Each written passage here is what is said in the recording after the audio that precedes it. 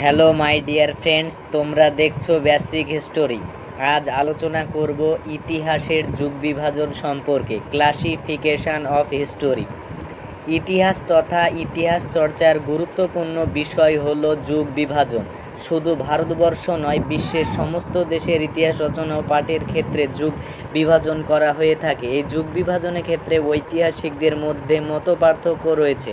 কোনো কোনো পণ্ডিত রাজনৈতিক, কেউ আর্থসামাজিক, কেউ আবার সাংস্কৃতিক দৃষ্টিকোণ থেকে বিভাজন করে থাকেন।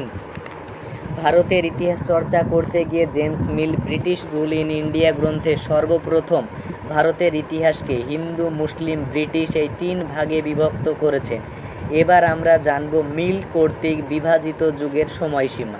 হিন্দু যুগ সুপ্রাচীন কাল থেকে 1206, মুসলিম যুগ 1206 থেকে 1707 অর্থাৎ ঔরঙ্গজেবের মৃত্যু সাল পর্যন্ত। ব্রিটিশ যুগ 1707 সাল থেকে পরবর্তী সময়কে ব্রিটিশ যুগ। যুগ বিভাজন সম্পর্কে জাতীয়তাবাদী ঐতিহাসিকদের মত। পরবর্তীকালে সাম্রাজ্যবাদী দৃষ্টিভঙ্গিতে করা মিলের এই মতকে তারা মানেননি। জাতীয়তাবাদী ঐতিহাসিকরা বলেন এটি ছিল ধর্মের ভিত্তিতে করা যুগ বিভাজন।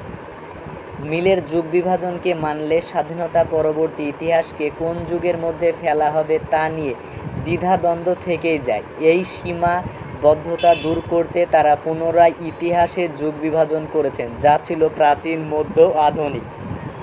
সুতরাং আমরা এবার দেখব প্রাচীন যুগের সময়সীমা। মানুষ সৃষ্টির পর থেকে 650 খ্রিস্টাব্দ সময়কালকে প্রাচীন যুগ। আদি মধ্যযুগ 650 খ্রিস্টাব্দ থেকে 1206 খ্রিস্টাব্দ পর্যন্ত সময়কালকে আদি মধ্যযুগ।